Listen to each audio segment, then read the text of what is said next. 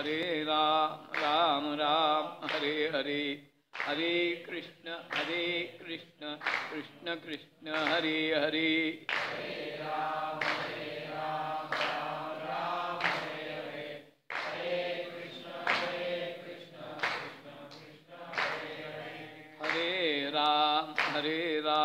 राम राम हरे हरे हरे कृष्ण कृष्ण कृष्ण हरे हरे राम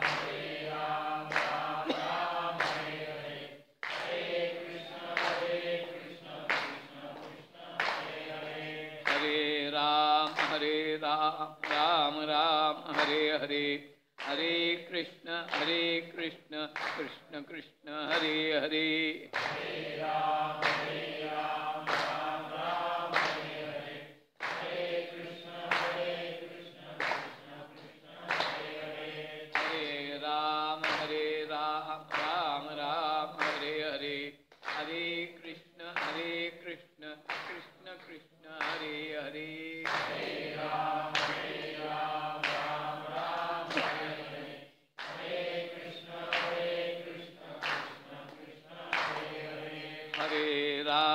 हरे राम राम हरे हरे हरे कृष्ण कृष्ण कृष्ण हरे हरे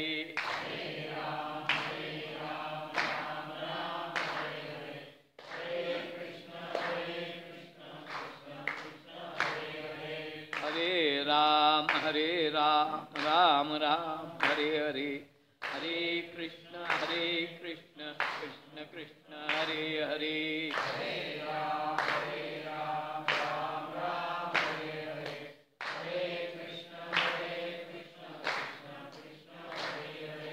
राम हरे हरे हरे कृष्ण कृष्ण कृष्ण हरे हरे राम हरे हरे हरे कृष्ण कृष्ण कृष्ण हरे हरे राम हरे हरे हरे कृष्ण कृष्ण कृष्ण हरे हरे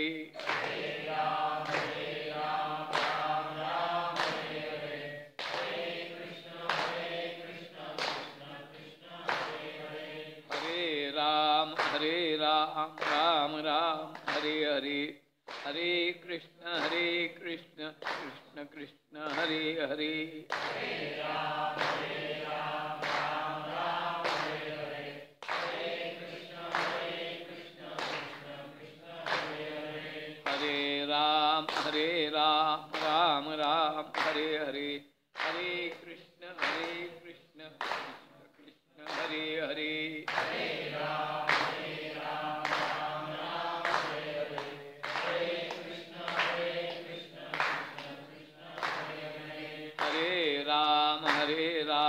राम हरे हरे हरे कृष्ण कृष्ण कृष्ण हरे हरे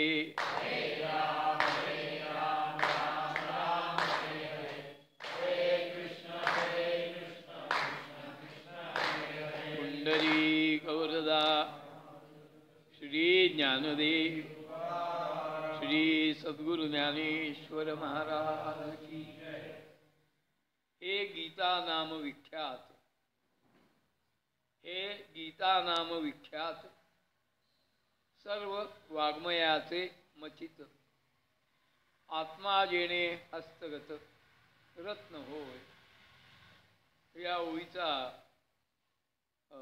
क्रमशः विचार करत असताना हे सर्व वाङ्मयाचे मचित इथपर्यंत काल आपण येऊन थोडा वाणीला विराम दिला होता. आज उद्या परवा उरलेला विचार करायचा. त्या विचाराकडे वळण्यापूर्वी स्वातंत्र्य दिनाची पूर्वसंध्या म्हणून काही एक डोक्यामध्ये भगवंताच्या कृपेने एक फार छान विचार होता. राष्ट्राचं उत्थापन व्हावं या दृष्टीने तो विचार मला तरी वैयक्तिकरित्या अतिशय महत्त्वाचाच वाटला. पांडुरंगाच्या असीम कृपेने तो अण्णासारख्या एका सामान्य नागरिकाच्या अंतःकरणात प्रकाशित झाला. याच्याबद्दल पांडुरंगाचे आभार मानावेत तेवढे थोडे असं मला सामान्याला वाटतं. काय विचार आपला हा आणि सकाळ संध्याकाळ वाङ्मयीन सेवेचा सप्ताह सत्र चाललेलंच आहे. उद्या योगायोगाने त्यात आपल्या भारतवर्षाचा स्वातंत्र्य दिन 15 ऑगस्ट उद्या त्यात दिवस आलेला आहे. ही मोठी यंदाच्या सत्रातली पर्वणी आहे असं मला तरी वाटतं. जसं काल आणि गुरुकन्या राशीला आला आणि एक वर्षभराचा पर्वकाळ त्याला शुभारंभ झाला, तशी श्रावण मासामध्ये गेली अनेक वर्ष हे सत्र जे चाललेलं आहे तुमच्या सगळ्यांच्या सहकार्याने, यंदाच्या सत्रातला हा उद्याचा दिवस हा सोन्याच्या अक्षरात लिहून ठेवण्यासारखा आहे असं वाटतं. स्वातंत्र्य दिन आहे. 15 ऑगस्ट 1947ला आपल्याला स्वातंत्र्य मिळाले. अनेकांनी त्यासाठी स्वातंत्र्याच्या यज्ञकुंडामध्ये आपल्या सर्वस्वाच्या आहुती अर्पण केल्या. तेव्हा हे स्वातंत्र्य आपल्या पदरात पडलं. उगाच चले जाव म्हणून काही ते ब्रिटिश निघून गेले असं म्हणण्यात काही तात्पर्य, इतके ते खुळे बावळट आचरट नव्हते. जागतिक परिस्थितीच दुसऱ्या युद्धामुळे अशी झाली की वसाहतवाद ज्याला म्हणतात, साम्राज्यवाद ज्याला म्हणतात, तो साम्राज्यवाद टिकवण्यासारखी ब्रिटिशांची राजकीय स्थिती राहिली नाही. त्यामुळं उदारतेचं सोंग करून पण जन्मभराची एक पाचर ठोकून त्यांनी देशाचे 2 तुकडे करून आपल्या पदरामध्ये हे स्वातंत्र्याचं आणि दान टाकलं. हेच म्हणणं जास्त संयुक्तिक आहे. हा खरा इतिहास आहे. तो कोणी सांगत नाही, तो भाग वेगळा, पण हा इतिहास आहे. इति अधिक आज म्हणजे असं घडून गेलेलं आहे. इतकं बोलण्याचं कारण आपल्याला स्वातंत्र्य मिळालं. आपण स्वतंत्र भारताचे नागरिक झालो. पण आपण या स्वतंत्र भारताचे नागरिक आहोत, त्याबरोबर या राष्ट्राचा मी नागरिक आहे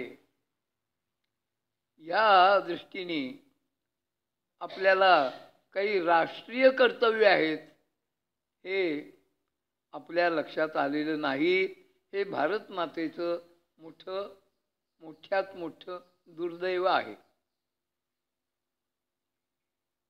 लोकमान्य टिळक आणि आगरकर दोन्ही आपापल्या क्षेत्रामध्ये चंद्रसूर्य होते.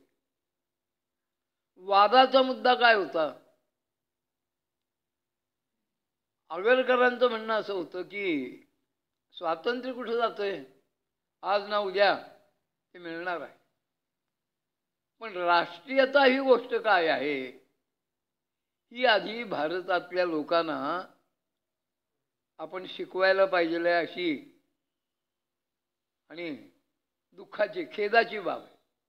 राष्ट्रीयता कशाशी खातात हे आपल्या भारतवर्षातल्या नागरिकांना किती जणांना ठाऊक आहे?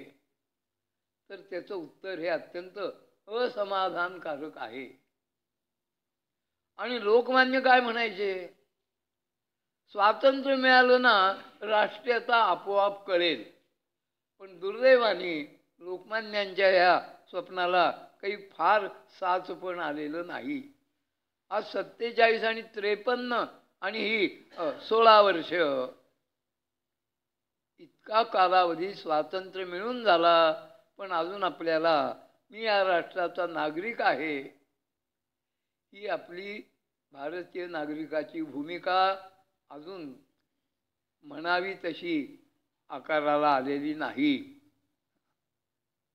पंतप्रधान जरी किती म्हणाले की अच्छे दिन आएंगे, अच्छे दिन तेव्हाच येतील ज्यावेळी भारतातल्या प्रत्येक नागरिकाला मी या राष्ट्राचा नागरिक आहे, त्या दृष्टीने माझी काही या राष्ट्रासंबंधाने कर्तव्य आहेत हे कळेल आणि तो त्याप्रमाणे ती कर्तव्य पार पाडेल, तर मग या भारतवर्षाला अच्छे दिन यायला अजिबात काळ लागणार नाही, ही खरी गोष्ट आहे.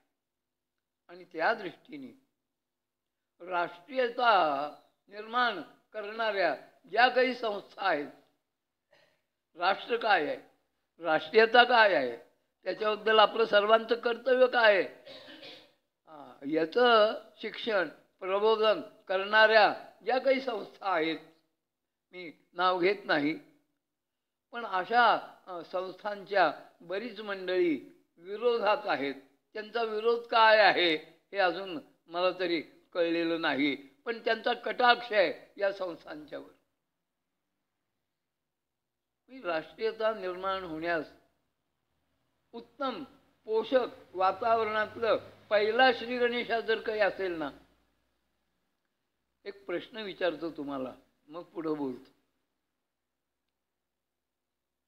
जसे आपले चैत्र पाडवा, अक्षतृतीया, नारळी पौर्णिमा, गणपती, गौरी, दसरा, दिवाळी, संक्रांत, हे जसे आपले सण आहेत, मला सांगा 15 ऑगस्ट आणि 26 जानेवारी हे आपले दोन सण आहेत का नाही?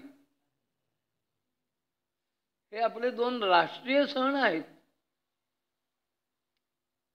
मला वाटतं फक्त सांगली, इचलकरंजी, कोल्हापूर, मिरज या भागातल्या लोकांना जिलबी खाल्ली म्हणजे आणि स्वातंत्र्य दिनाचं कर्तव्य पार पडलं, याच्या पलीकडं काही भावना नाही.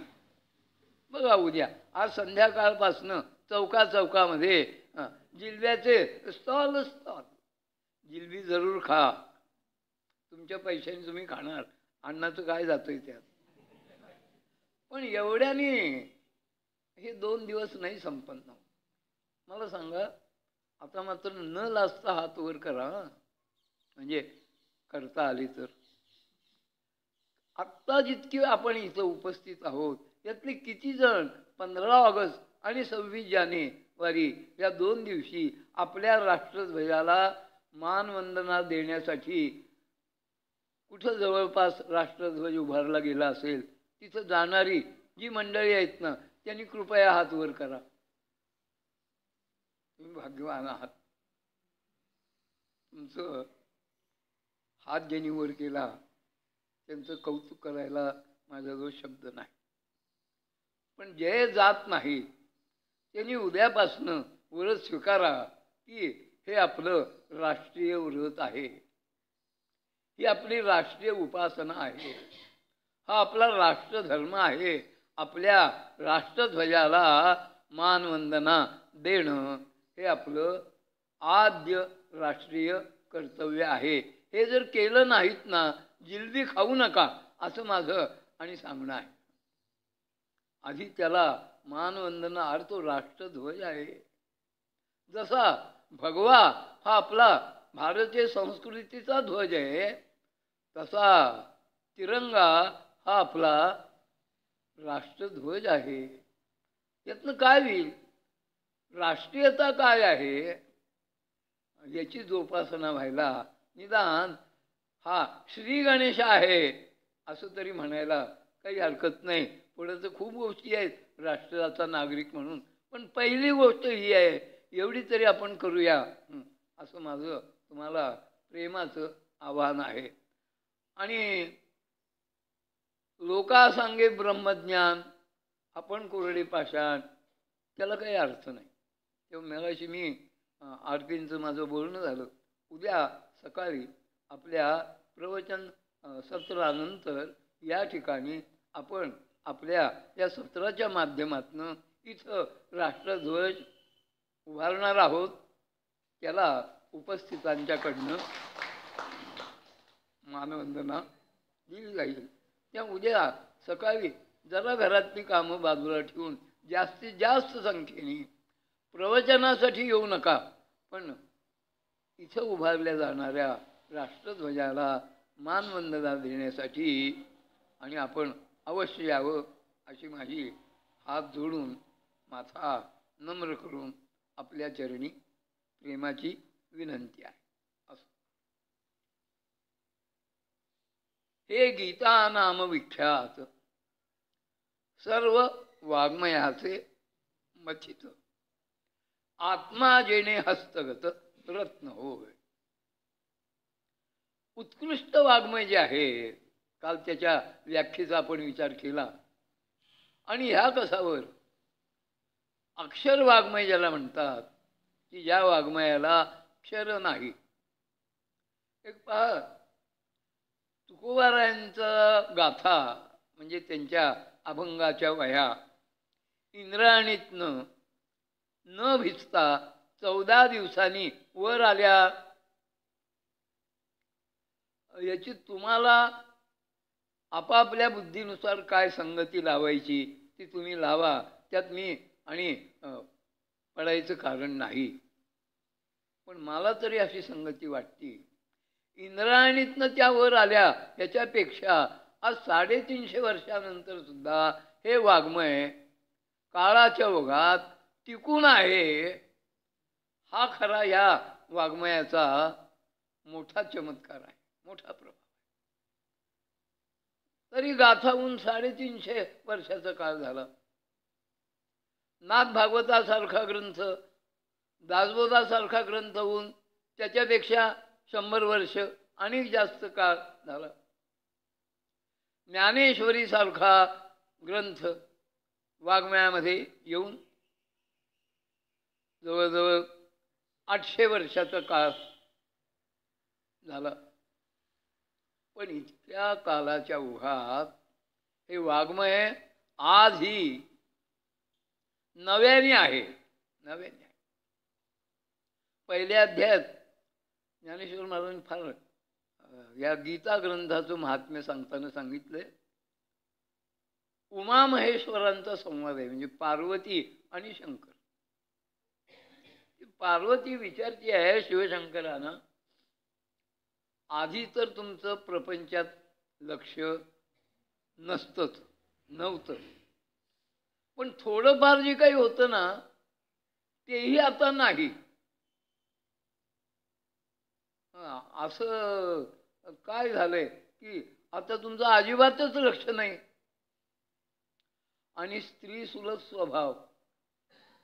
पार्वतीला काय वाटलं, आधीच यांच्या डोक्यावर मिरे वाटत गंगा येऊन बसली आहे,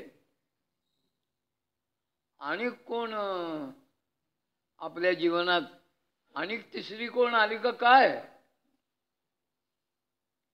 शिवशंकर म्हणले, पार्वती तुझ्या मनात जो भाव आहे ना तसं काही नाहीये. मी पदरचं बोलत नाही, माऊलीच्या आधारे बोलतो. नवीये आवडीचे नि भरे कामुक निजवनिता विसरे, ज्ञानोबराय म्हणतात.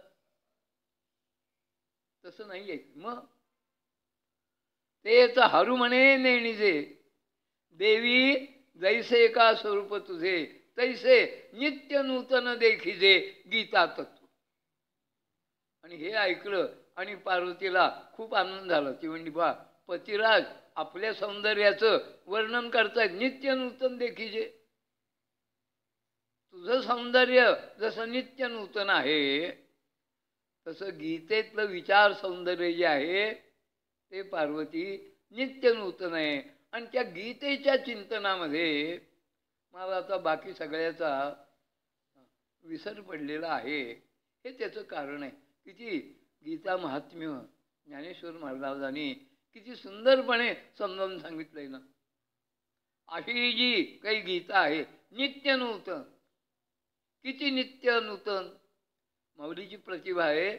ते एका ठिकाणी विचारतायत आपल्याला, नवी जुनी पारिजाते आहे ती काही.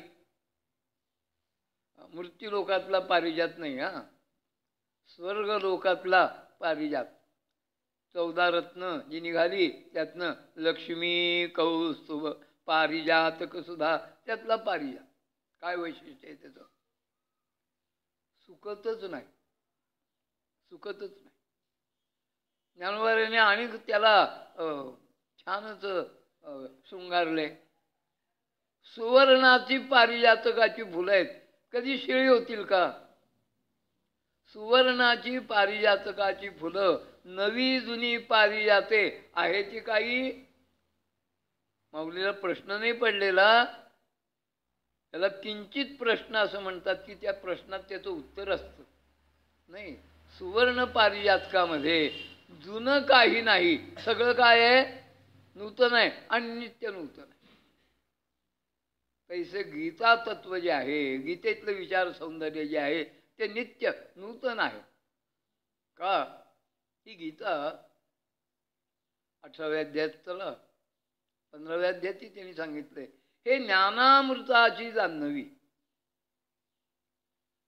हे गीता काय आहे? ज्ञानामृताची जान्हवी आहे. आता गुरुकन्येला आलाय, मग कृष्णेला गंगा मिळती असं म्हणलं जातं. पण मला वाटतं कृष्णेच्या पाण्याची चव काही बदलती असं माझा तरी अनुभव नाही. पंचगंगा मिळते हे खरं आहे, पण वाराणसीतली गंगा कृष्णीला येऊन मिळती, ठीक आहे, भावयोग्य आहे. स्नान करा पर्वकाळात, काही हरकत नाही. त्या गंगेत स्नान करण्यापेक्षा मला तरी खोल्याला असं वाटतं ज्ञानगंगेत आणि सचैल स्नान करावं. जे ज्ञानगंगे नहाले पूर्णता जेवोनी झाले, शांतीसे आले पालो नव्हे.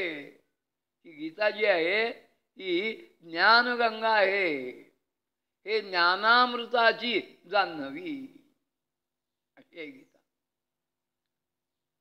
ज्ञानामृताने मनुष्य तृप्त होतो. ज्ञानामृतेन तृप्तस्य कृतकृत्यस्य योगिनः नैवास्ति किंचित कर्तव्यम अस्ति चेन्नस तत्त्वविद.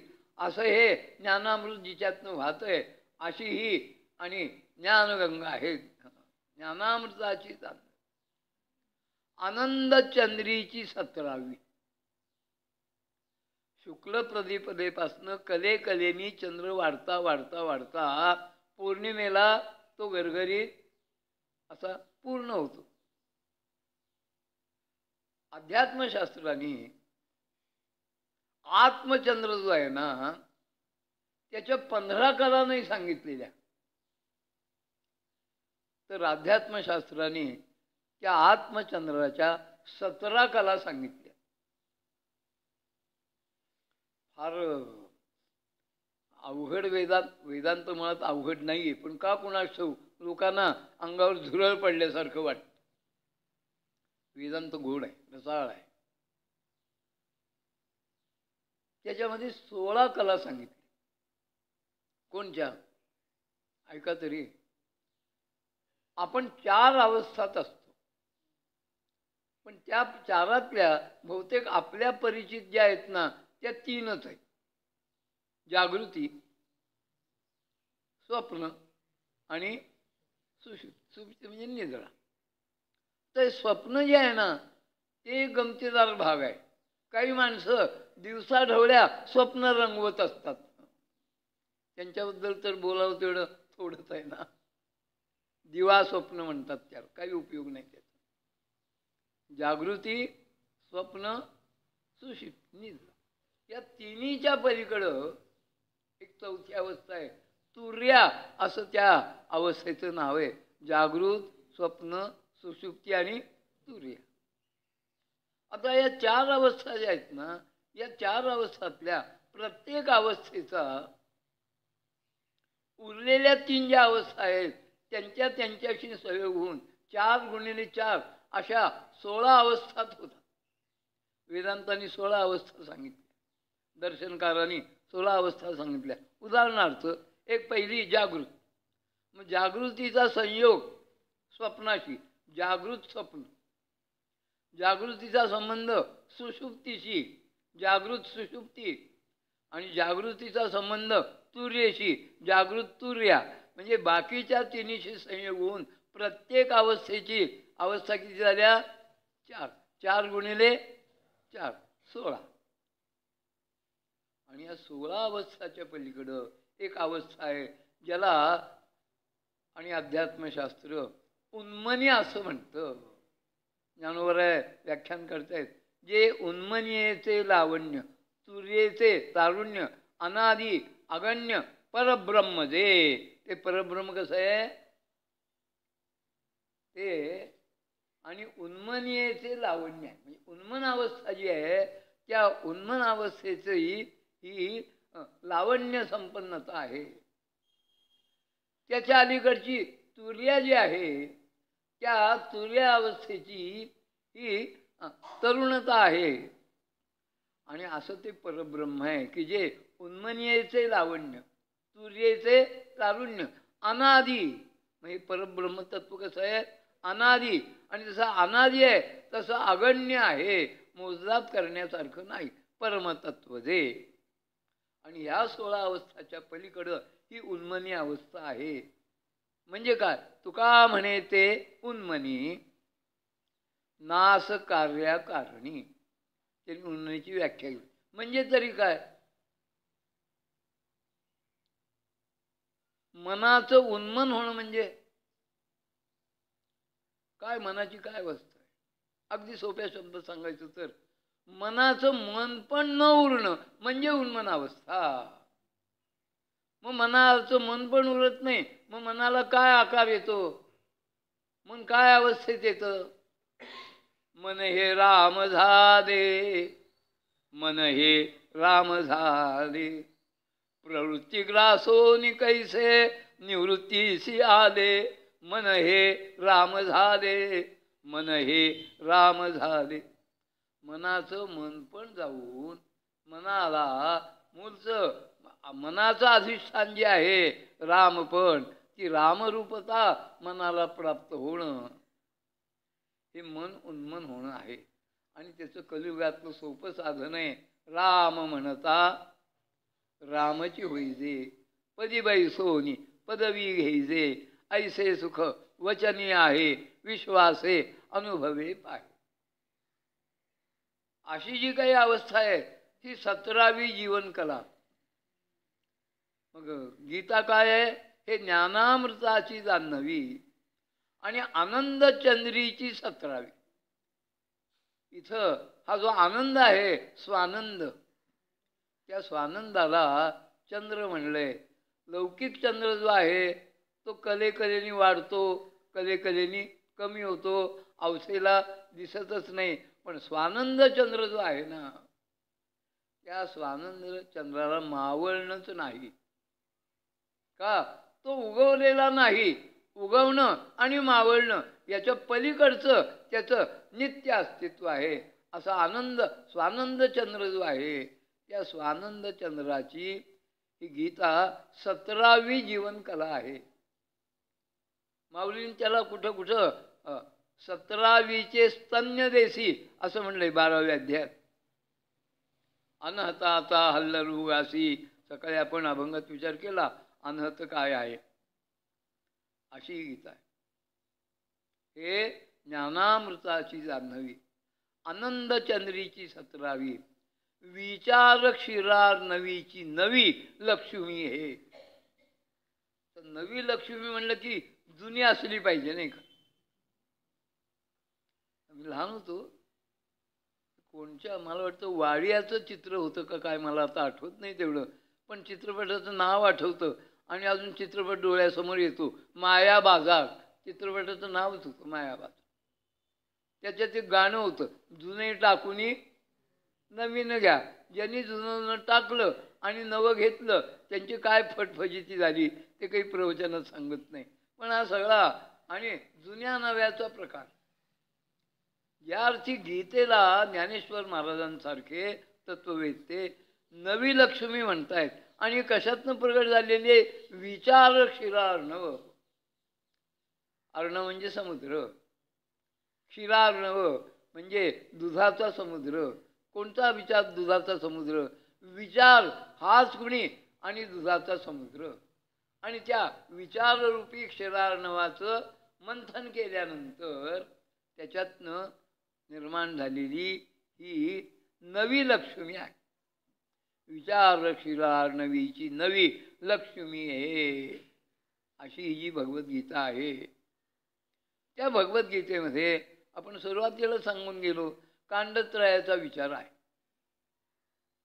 कांडत्रयाचं निरूपण आणि करताना 18 योग आहेत. त्यात अर्जुन विषाद योगापासून ते मोक्ष संन्यास योग. पण मला वाटतं 18 अध्यायातल्या कोणत्याही संकल्पात आत्मयोगो नाम असा कोणत्याही अध्यायाचा संकल्पात आत्मयोग हा शब्द आलेला नाही. नसेन का आलेला, पण आलेला नसून सुद्धा सगळे हे 18 योग जे आहेत ना, ते 18 योग आत्मयोग साधण्यासाठी आहेत. हे गीता वाचकांनी, गीता पाठकांनी, गीता अभ्यासकांनी, ज्यांना गीता जगायची आहे त्यांनी हे कधी नजरेआड करता कामा नये की गीतेने हे सगळे योग सांगितले. योगायोग सोडू ना, योगायोग नाही सांगितले, हे सगळे योग सांगितलेत. पण कशासाठी सांगितलेत? आत्मयोग साधण्यासाठी या बाकी सगळ्या योगांची त्यांनी योजना केलेली. आत्मयोग आणि योग या शब्दाचा अर्थ युज हा धातू आहे. युज धातूचा अर्थ आहे जुळून येणे. कशाशी जुळून येणे? आत्म्याशी जुळून येणे म्हणजे आत्मयोग. हा गीतेतला आद्य प्रतिपाद्य असा मध्यवर्ती संकल्पना गीतेची जर काही असेल तर आत्मयोग ही गीतेची सेंट्रल आयडिया म्हणजे मध्यवर्ती कल्पना आहे आत्मयोग. आणि हा आत्मयोग त्यांनी वेगवेगळ्या माध्यमातनं वेगवेगळ्या ठिकाणी वेगवेगळ्या अक्षरातनं सांगितला आहे. आणि हा सांगत असताना ज्ञानोबारायांच्या मूळच्या प्रतिभेला बहर आलेला आहे. निसर्ग आपल्याला आल्हादच देतो, निसर्ग आनंद देतो.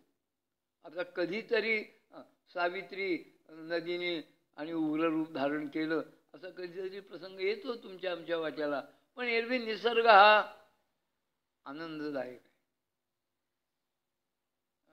माझे स्नेही म्हणलं तरी चालेल किंवा त्यांना संत म्हणलं तरी काही हरकत नाही. निसर्गदत्त महाराज म्हणून एक माझे स्नेही होते. त्यांची शिकवण काय होती, विचाराची बैठक काय होती, ते असं म्हणायचे, ज्याला परमात्मा पाहायचा आहे ना त्याला प्रथम निसर्ग पाहता आला पाहिजे. निसर्गाच्या माध्यमातून नटलेलं जे परमतत्व आहे ते आपल्याला पाहता आलं पाहिजे. म्हणजे आकाशामध्ये वरचं डोळ्याचं पातं खालच्या पात्याला लागतंय न लागतंय एवढ्याच अवधीत निमिषार्धात लखलखणारी वीज जी आहे ना, ती वीज पाहत असताना चैतन्य हे या विजेसारखं लखलखीत आहे हे आपल्याला त्या लखलखणाऱ्या विजेतनं पाहता आलं पाहिजे. यंदा जवळजवळ भारतवर्षात सगळीकडं समाधानकारक पाऊस झाला. पाऊस झाला म्हणजे आकाशातनं मेघाने वर्षाव केला. हा जो पाऊस आहे याच्या सरीवर सरी येतात की मोजता येतात का धारा? म्हणजे 1 इंच झाला, 2 मिलीमीटर झाला, 1 सेंटीमीटर झाला हे मोजू. ते सुद्धा ते मोज करण्याचं पात्र योग्य असेल तर, आणि पन्हाळीच्या खाली घंगाळ ठेवलं तर मग किती इंच पाऊस झाला म्हणून आपण. पात्र योग्य पाहिजे, ते योग्य जागी आणि ठेवलं गेलं पाहिजे, त्याचं रिडिंग घेता आलं पाहिजे वगैरे वगैरे सगळं मोजता येईल. किती धारा पडल्या सांगता येईल का हो? किती धारा पडल्या हे सांगता येत नाही. किती थेंब पाऊस पडला हे सांगणं तर केवळ केवळ अशक्य प्राय. हा जो पाऊस पडला, आपण अनुभवला, आपण आनंद घेतला, हा जो पाऊस आहे तो अत्यंत दयाघन कृपावंत असा आणि अखिल ब्रह्मांड नायक चालक मालक पालक सर्वे सर्वा पितामस्य जगतो असा जो भगवंत आहे, त्या भगवंताचा कृपादृष्टीतनं होणारा कृपावर्षाव आहे असं आपल्याला पावसाकडं पाहून आपल्याला अनुभवतं की ही भगवंताची असीम कृपादृष्टी आहे. विवेकानंदांच्या एका बरोबरच्या आणि सहाध्यायीने रामकृष्णांना विचारलं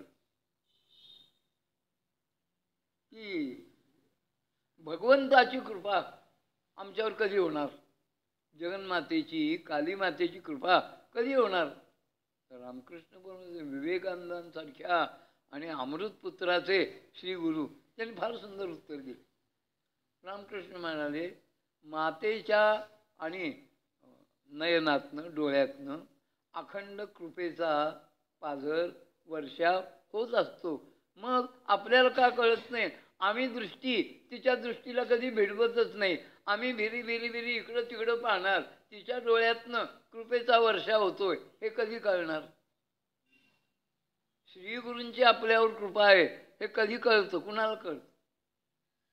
श्री चक्षुर उन्मिलितम अज्ञानतिमिरांधस्य ज्ञानांजन शलाकया.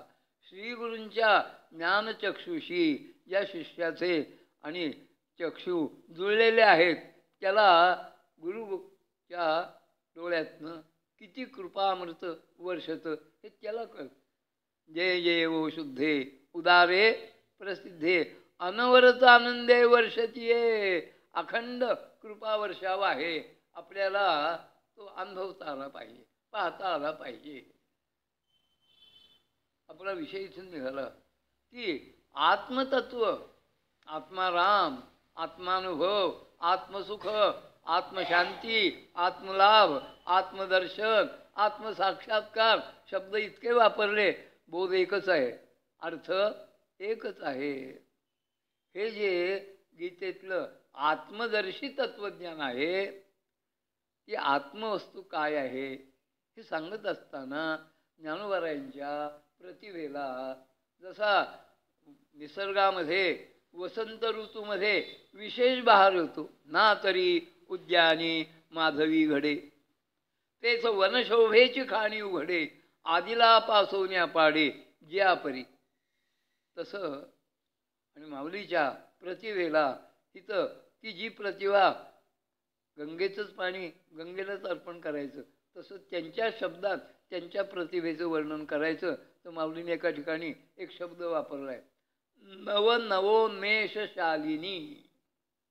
माऊलीची प्रतिभा कशी आहे, नवनवोन्मेषशालिनी अशी माऊलीची प्रतिभा आहे. आणि अशा प्रतिभेला धुमारे फुटले. त्यामुळे ते आत्माराम काय आहे ते वेगवेगळ्या अंगाने सांगतात. एक त्यांनी सुंदर अलंकारिक भाषेत सांगितले, ते म्हणजे गीता हे मंदिर आहे. मला वाटतं कोल्हापुरात आणि चौकात येत असतानाही आणि गीता मंदिर आहे, ते दगडाविटाचं कॉन्क्रीटचं आहे. हो, फारचं गाभाऱ्यात गीतेची मूर्त असते. माऊली जी गीता मंदिर सांगते ना, त्या गीता मंदिराच्या गाभाऱ्यात सिंहासनावर कोणची देवता आहे? मारुती नाही, खंडेराय नाहीत, दत्त नाहीत, विष्णू नाहीत, पांडुरंग नाहीत. त्या गीतेच्या गाभाऱ्यामध्ये सिंहासनावर आत्माराम विराजमान झालेला आहे. हे आत्मराजाचं मंदिर, आत्मराजाचे सभे, हे आत्मारामाचं मंदिर आहे. कोणत्याही मंदिरात जा, पण मंदिरातल्या गाभाऱ्यात सिंहासनावर जो सुंदर सुबक पोशाख केलेला, अलंकाराने सजवलेला भगवंताचा सगुण विग्रह पाहिल्यावर आपल्याला आत्माराम पाहता आला पाहिजे. याला देवदर्शन म्हणतात. आत्मराजाचे सवे. आणि असं हे जे गीता मंदिर आहे, त्या गीता मंदिराला पुढं मोठा सभामंडप आहे. मंदिरे असतात, सगळ्या मंदिरांना सभामंडप असतो असं नाही. नुसता गाभारा असतो, छप्पर असतं, वर फार तर थोडासा कळस असतो, आत मूर्त असते. सभामंडप असेल असं नाही. पण हे जे आणि गीता मंदिर आहे आत्मारामाचं, त्याला समारंभ आहे, मोठा सभा मंडप आहे. आणि किती विस्तीर्ण आहे. 700 खांबावर आधारलेला असा गीता मंदिराचा भव्य प्रचंड प्रशस्त असा सभामंडप आहे. आत्मराजाचे सभे गीते ओढवले हे खांबे. तुम्ही कोल्हापूरकर मंडळी आहात म्हणून आवर्जून सांगतो. अंबाबाईच्या मंदिराचे खांब मोजता येत नाही अशी एक खुळी कल्पना आहे. ही निव्वळ हुच्चपणा, ज्याला कानडीत म्हणतात. हुच्च म्हणजे काय कानडीत? वेडा. ही अत्यंत वेळवेळ कल्पना आहे. आणि मोजायला गेलं तर डोळे जातात. ही त्याच्यापेक्षा हुच्चपणाची आणि कमाल स्थिती आहे. मंदिरातल्या खांबांची रचना अशी आहे की हा खांब आपण मोजला होता का नाही या भ्रमात मनुष्य पडतो. आणि त्यामुळे तो म्हणतो नकोच, न मोजलेच बरे. पण माझा 1000% विश्वास आहे, एक एक जर खून ठेवत गेलो खांबाशी, अंबाबाईच्या मंदिरातले खांब सहज मोजता येतील, कुणालाही मोजता येतील.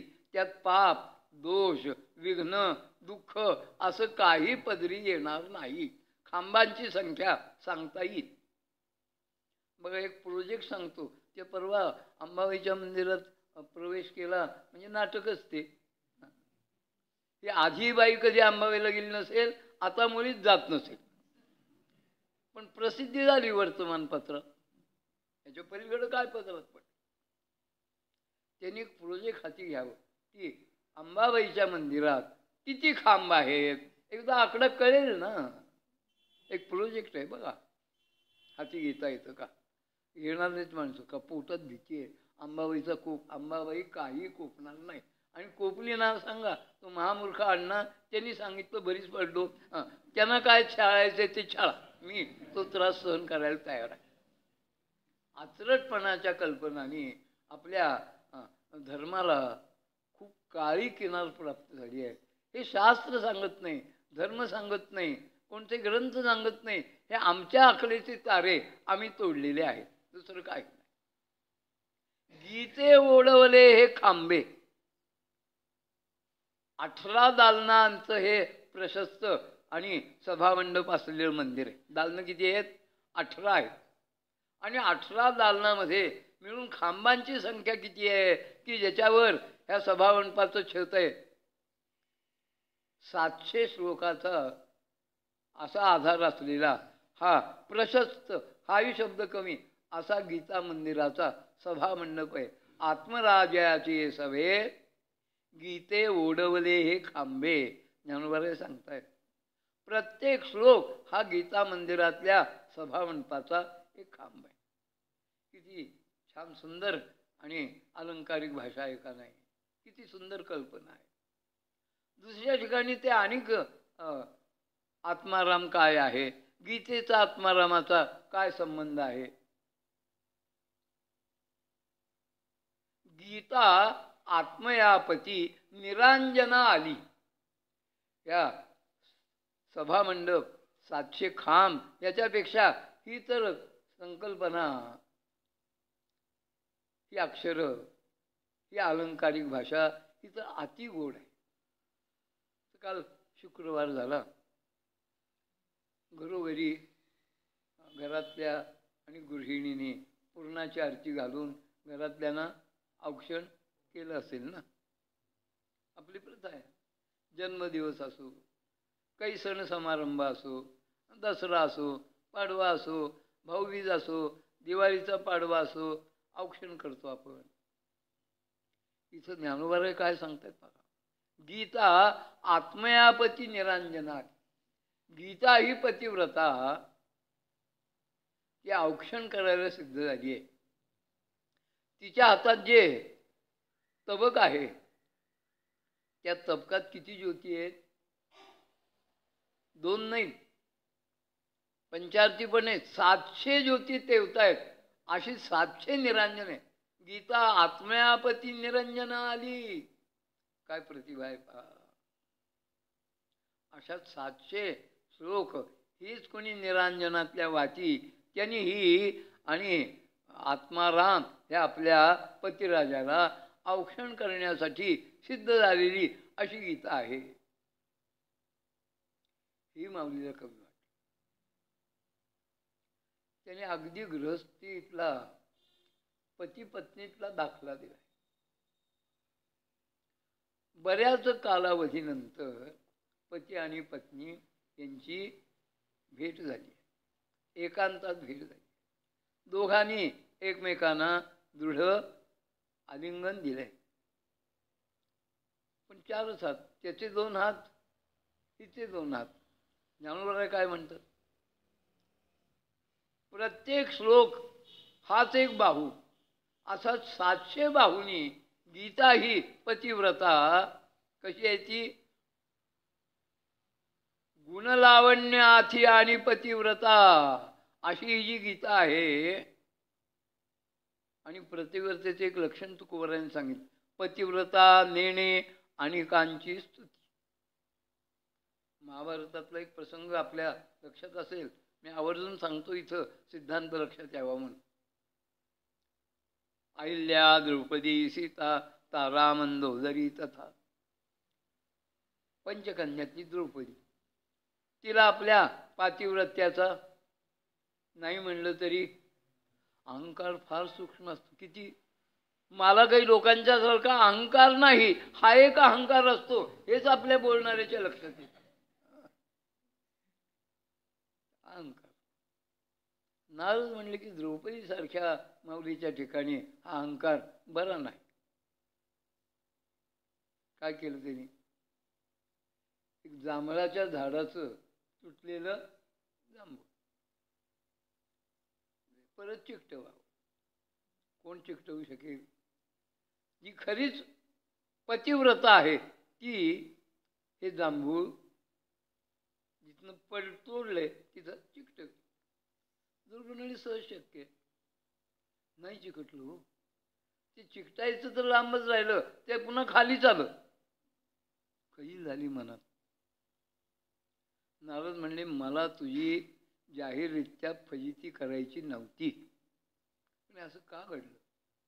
द्रौपदीने आपल्या मनाशी झाडा दिलाय, कवली दिली आहे.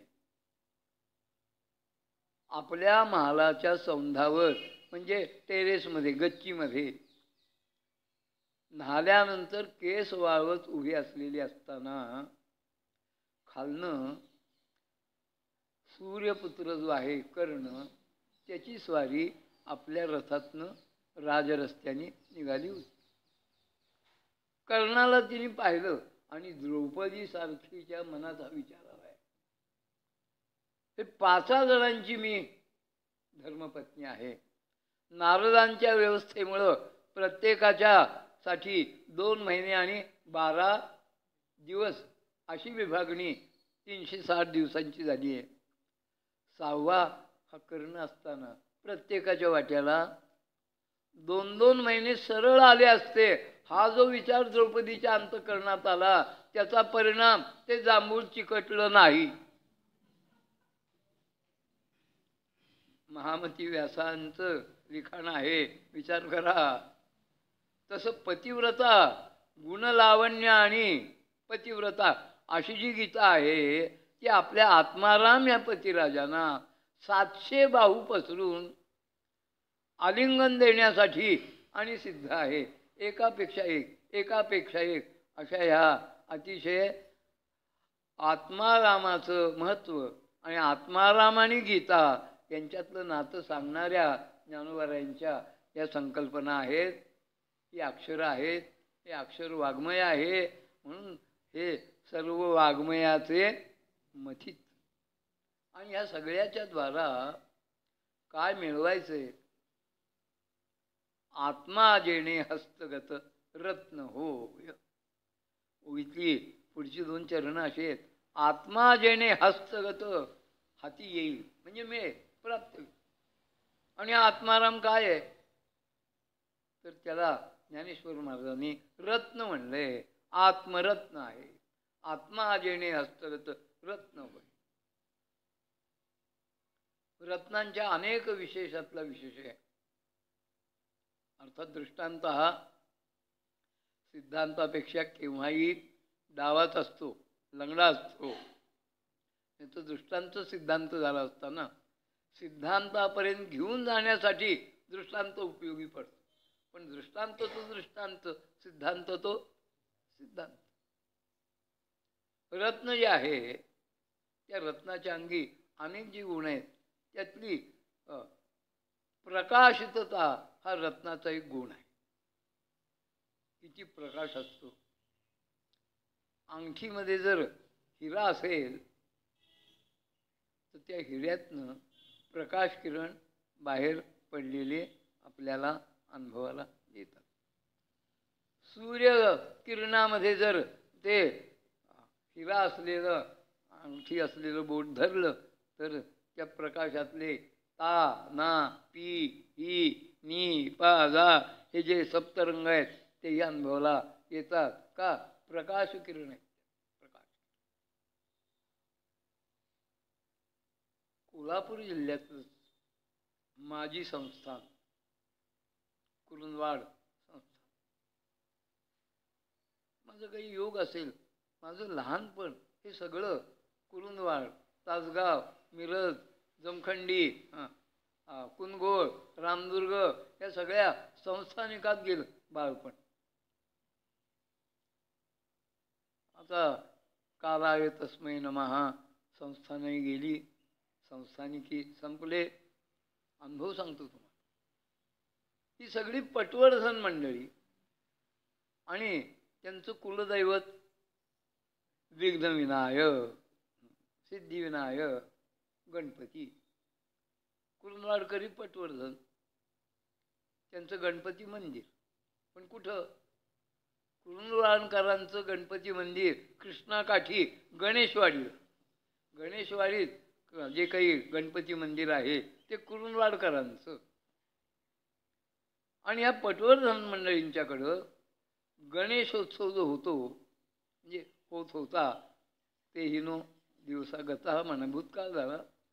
भाद्रपद शुद्ध प्रतिपदा ते भाद्रपद शुद्ध पंचमी असा गणेशोत्सव व्हायचा. पंचमीला ललित होऊन गणेशोत्सव संपायचा. पुढं पारसी मूर्ती 7 दिवस 5 दिवस गौरी गणपती ती राहायची. पण गणेशोत्सव पंचमीला, ऋषी पंचमीला ललित होऊन संपायचा. ललिताचा दरबार जो व्हायचा कुरुंदवाड संस्थानामध्ये, ज्या दरबार हॉलमध्ये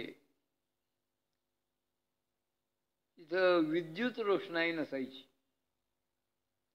हांड्या झुमरं सुद्धा प्रदीप्त केलेली नसत. त्यांच्याकडं माणिक रत्नाचा गणपती होता. माणकेश्वर असंच त्याचं नाव. माझ्या डोळ्यासमोर अजून त्या माणकेश्वराचा रंग आहे. मस्कती डाळिंब असतं ना, त्या डाळिंबातला दाणा कसा असतो अशा रंगाचं ते असोल्या नारळाच्या आकाराचं माणिक होतं. आणि त्या रत्नातनं जे प्रकाश किरण बाहेर पडायचे अति मंद. किती मंद म्हणजे हल्ली मला वाटतं उपहारगृहातनं 5 स्टारमध्ये अशी मंद प्रकाशाची योजना असती. झगझगीत प्रकाश नाही, मंद प्रकाश, तसा प्रकाश. आणि त्या प्रकाशामध्ये ललिताचा दरबार संपन्न व्हायचा. सांगण्याचं कारण रत्नातनं प्रकाश किरण परावर्तित होत. आत्माराम ही रत्न म्हणतात ते. आत्मा जेणे हस्तगत रत्न होय. का? रत्नातनं बाहेर पडणारा प्रकाश, सूर्यकिरणातनं तुम्हाला आम्हाला मिळणारा प्रकाश, दीपज्योत, मशाल, दिवटी, मेणबत्ती यातनं मिळणारा प्रकाश हा प्रकाश जड आहे आणि आत्मारामाचा प्रकाश जो आहे तो जड नाहीये, जडाचं प्रकाशन करणारा असा तो स्वयंभू प्रकाश आहे. गुरुदेव वैकुंठवासी परमपूज्य मामासाहेब दांडेकर असं म्हणायचे, आनंद ज्याला ज्ञानेश्वरीतली पहिली ओवी कळली त्याला ज्ञानेश्वरी कळली. ओम नमो जी आद्या वेद प्रतिपाद्या जय जय स्वसंवेद्या आत्मरूपा देवा तुझी गणेशू. तो आत्माराम, तो परब्रह्म परमात्मा, त्याचा प्रकाश स्वयंप्रकाश आहे. गॅस भरून त्याच्यातून निर्माण झालेला प्रकाश नाही. एक काळ असा होता की सांस्कृतिक कार्यक्रम, जाहीर कार्यक्रम, वीज नव्हती, गॅस बत्त्या, त्यातली हवा कमी झाली ना म्हणजे रंगमंचावर जो नट असायचा तोच आपला आणि ती हवा भरायची भूमिका पार पाडायचा. असं तो काळ होता गमतीचा. प्रेक्षकांनाही काही त्याचं खेद वाटायचा नाही, पण हवा भरावी लागायची, कमी झाली. असं नाही हो. तो प्रकाश जो आहे तो प्रकाश हा स्वयंप्रकाश आहे, आत्मप्रकाश आहे. स्वसंवेद्या आत्मरूपा असा हा जो प्रकाश आहे. आणि हा जसा प्रकाश आहे तसं त्या भगवंताला ओळखण्याची खूण म्हणजे परब्रह्माचं नाव आहे. त्या नामालाही त्यांनी मणी म्हणलेलं आहे. सगळ्या नामयोगी संतांनी कंठी धरिला कृष्णमणी अवघा जनी प्रकाश. हा नाममणी जो आहे ना तो ज्याच्या कंठामध्ये विराजमान झाला त्याच्याही ठिकाणी, आणि हा स्वयंप्रकाश जो आहे आत्मारामाचा, असा स्वयंसिद्ध प्रकाशघन आत्माराम जो आहे तो त्याच्या प्रत्यक्ष अनुभवाचा विषय होतो. त्याची वृत्ती आत्माकार होते, तो आत्मस्वरूप होतो. आणि आत्मस्वरूप अनुभवाला येणं, नित्य प्रत्यक्ष अनुभवाला येणं म्हणजे आत्मा जेणे हस्तगत रत्न होय, अशी ही गीता आहे. हे गीता नामख्यात सर्व वाङ्मयाचे मथित, आत्मा जेणे हस्तगत रत्न होय. पुंडरीक वरदा श्री ज्ञानदेव सद्गुरू ज्ञानेश्वर महाराज. तेव्हा सुरुवातीला सांगितल्यासारखं उद्या आपल्या राष्ट्रध्वजाला आपल्या या सत्रातल्या आणि वतीने मानवंदना देण्यासाठी जास्तीत जास्त लोकांनी उपस्थित राहावं अशी प्रार्थना. पुंडरीक वरदा श्री ज्ञानदेव सद्गुरू ज्ञानेश्वर महाराज. विठ्ठल विठ्ठल विठ्ठल विठ्ठल विठ्ठल विठ्ठल विठ्ठल विठ्ठल विठ्ठल. पुंडरीक वरदा श्री ज्ञानदेव सद्गुरू ज्ञानेश्वर महाराज.